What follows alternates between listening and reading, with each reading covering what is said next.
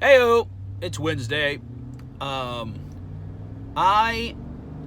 want to do a video here real quick today on something that I don't think I coined it. It's probably already out there. But I want to do a real quick video on what I believe is something called the Wall Street Syndrome. I'll say that again. It's the Wall Street Syndrome and how, it permeates everything in our society. It literally colors every thought, concept, operation, whatever the case may be, in how we think about wealth and building wealth and who's rich and who's not rich. And it is completely false and it is completely wrong. And it ultimately is problematic because it's a vision that I believe was set forth by the wealthy elites that for the sole purpose of dictating and managing the way we think about money, finances, and resources. So I'm going to get slightly political here with this, but it's to help us not to necessarily take sides, but to help us understand why I think this is something that's real and happening. So there was a time in America which, the stars aligned. It was the greatest generation. They lived through the Depression, and then the post-World War II economy made it to where everyone literally had a job and everyone could live and be successful. However, even though incomes skyrocketed in comparison to what they were, pre-World War II and obviously around the time of the Depression, the concept to building wealth was very much so still live within your means, save, and pay off your debt. And then at the end of your 25 or 30 years or whatever, you'll have a pension and Social Security, and that would be wealth. And some of those individuals of the greatest generation really took great advantage of the situation, and they not only saved and paid off their debt, they also invested, and they maybe came out with $1 million or the equivalent of $1 million back in the 60s or whatever. But the concept was you could be wealthy by living within your means, and you were wealthy because your house was paid for, your car was paid for, and you had a pension or you had retirement. That was wealth. That was rich. Now, please don't misunderstand. There were people as well. My grandfather, who was a very successful insurance agent, I think in 1953 or 4, made $30,000 in commissions on selling life insurance. There was actually a newspaper article about it, which was kind of wild back in the day. Or maybe it wasn't a newspaper article, maybe it was like a newsletter for the office. I don't know, but probably not the newspaper article. I don't think Grandpa and Grandma would have liked that. But anyhow, $30,000 in commissions in the 50s was probably the equivalent of like $400,000 today. That's a lot of money back then. So there were also high earners. There were very high, successful, wealthy people as well. But the notion of wealth, my grandparents lived in a very modest home up in Indianapolis. And now they did have a lake home as well because Granddad was a baller. But on the surface, it was very different. It wasn't the nicest cars. It wasn't the biggest house. It wasn't having the most items. It was literally having resources paid for, lock, stock, everything. And that was really I believe, personally, that was the vast majority of how the greatest generation operated. It wasn't about having all the best stuff. Don't get me wrong, there's always going to be ultra rich people that want the best things. That's always going to be that way. But for the vast majority of the greatest generation who were very much working class, who built wealth over time, they saved, they invested, they had their pension, they paid their house off. That was the notion of wealth. You were rich to a certain extent, right? Especially because so many of those people as children literally had nothing. My mom's older brother, and I've told this story before, he used to have to get water out of a well so that his sisters and his mom could bathe. So at that point, when you're an adult, when you're a child and you're literally getting water out of a well, and then in your adult years, your house is paid for with indoor plumbing electricity, you have a dishwasher, you have a washer and dryer, you have a refrigerator. You are at that point a rich person. You're extremely wealthy in comparison to what you were. The point is this: at that time, in my opinion, we as Main Street had a very good notion based on our experience. When I say our experience, I'm talking about the greatest generation, of course, coming out of the Depression, etc. The vision of wealth, the vision of success was something that I believe we were in charge of, or at least we had a say in. And what that meant is that the greatest generation said, hey, because blacks were working, Asians were working, literally everyone had a job and everyone was making money. Now, obviously there was discrepancy, there was disparity. In some ways, blacks were paid, lower. They were kept out of unions. The unions were actually created by Democrats, which unfortunately many policies that the Democrats put forth today still enact or end up being the same outcome as the Dixiecrats, which they love to say that they changed. I don't know if they have. But unions were actually created to keep black labor out because blacks were underbidding white laborers and they were getting contracts and they were doing a great job. So there was racism, there was discrepancy, but literally everyone was working. Everyone had income, okay? And for the ones that were not redlined, again, by Democrats, you could buy a home, you could own property. The point is this: the notion, the thought process in the greatest generation was we can work and we can build wealth and we can save money and we will set the pace. We will set the vision for what is rich and what is wealthy. That started to change dramatically when the baby boomers, the children of the greatest generation, started to come of age and started to enter the workforce. That dramatically started to change. You had some people in the baby boomer generation who kept the values of their parents' generation, where, hey, you work, you live within your means, you sacrifice now to have wealth later, and you always be frugal and responsible with your cash. Some of them maintain that ideology, but a lot of them totally left that way of thinking because, in my opinion, of the Wall Street syndrome. You started to see at the end of the 60s, beginning of the 70s, you started to see industries leaving America. The Japanese really started doing a great job with steel. We showed them how to do it, and they took it to the next level and did a much better job with it than we did. But textile plants, all the beginnings of the exodus of manufacturing was starting to happen in the 70s. This is before NAFTA. And this notion of, building wealth and or living on the hog, having the same spending power that their parents had without the 30 years of labor really started to come in, and it kind of came in at a tough time too because the economy wasn't doing all that great in the 70s. And then, of course, it was set up, very nicely for Reagan to come in and do what he did and open up markets, really built upon really the previous federal chairman's increasing of rates. That doesn't get talked about by the right too often. But anyways, the Wall Street syndrome, in my opinion, really started to take hold in the late 70s and exploded into the 80s, where people wanted a lot of cash, they wanted it fast, and they wanted to live how they wanted to live. They wanted to live like their parents, but they didn't want to put in the time to do so.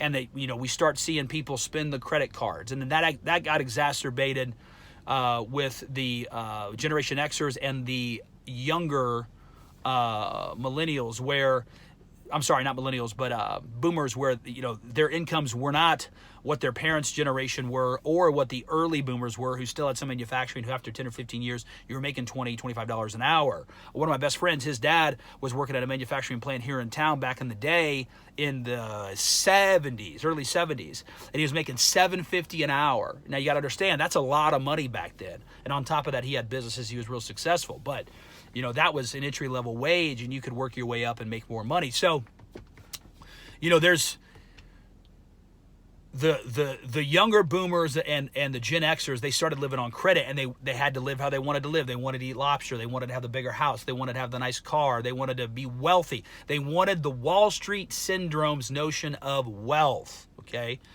And we see it nowadays this is where I'm going to get political. And sorry, we're 9 minutes into the video, and I apologize, but I wanted to give context. The Wall Street syndrome nowadays, ironically, has gone from just affecting how people spend their money and think about wealth. We've heard about it from the standpoint of keeping up with the Joneses. But you have people nowadays who literally don't think, they disagree with me, where if you have a 3-bedroom house, ranch, 2-bathroom, cars are paid for, you have retirement set up, when I say that person's rich, it's ironically the left, they say no, they're not. They say no, they're not, because their notion of wealth is the enemy of the 1%. And although there's some truth to that, in that, high earners will be more wealthy than a blue-collar guy or gal who's living within their means. After 25 years, they're debt-free, they have retirement. Yes, that individual who's got the house paid for and the cars, they're not buying a Maserati in cash, but they are wealth. And it's interesting because the Wall Street syndrome has now influenced how the left views income. And it's not correct. It's completely fraudulent. Now, don't get me wrong. We can have a discussion at some point about the wildly different levels of income between the top 10% and everyone else. We do want income inequality. We don't want income disparity. I did a video on that. It's important. It's valuable. It actually helps interconnect us in better ways. So that's another video. But this notion of, if you're not making X amount of dollars, or if someone's income is so much more higher than yours, so much higher than yours is, that you can't be wealthy and or you're not wealthy, is utterly foolish, and it's wrong. And it is an example of how we've allowed Wall Street, I believe the Wall Street syndrome, to affect how we think about our wealth as working class and or middle class, upper middle class, wealthy and rich people. There's a lot of rich people who have made their wealth starting a business and working hard. There's a guy, it's tragic, he just recently died, I think a few years ago, but started a seal coating business, and he kept $1 million in a checking account just because he wanted to be liquid, wouldn't invest it. And this is a guy who doesn't have a degree, at the time, unfortunately since passed, but didn't have a degree, had $1 million in cash just sitting in a bank because he wanted to be liquid. So there's a lot of rich people that are, they developed that wealth via a working class method. My point is this. When you allow someone else, especially someone or an entity like Wall Street, to dictate for you the terms by which you think wealth is acquired and actually achieved, you are a slave. The master is telling you how to think. They're telling you where to live. They're telling you what to buy. And if you don't, then you are not rich. If you don't have their notion of wealth. And it goes both ways, because there's people on the right that want to ball. They want to have houses, and if they're not doing it, they don't feel like they're wealthy. And that's stupid. But it is shocking to me that you have people, I enjoy watching them. I think he's intelligent, Kyle Kulinski. His notion, in my opinion, from what I've heard from him,